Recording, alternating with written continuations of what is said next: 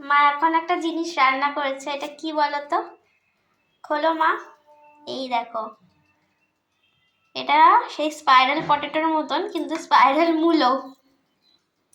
যদিও বা আমি খাই না, আমার গন্ধই সহ্য হয় না, কিন্তু এটা ডিজাইন করে কেটে বড়া করা হবে এই মূলোটার।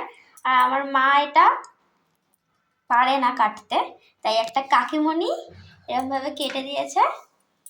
আমার এক কাকিমণি এরমভাবে মূলোগুলো ডিজাইন করে কেটে দিয়েছে, আর মা এখন সেটা বড়া করবে।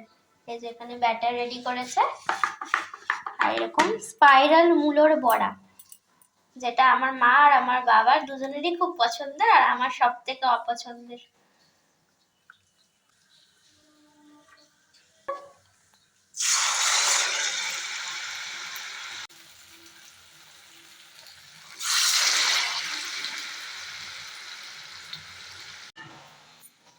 এই যে ভাজার পরে এইরকম দেখতে।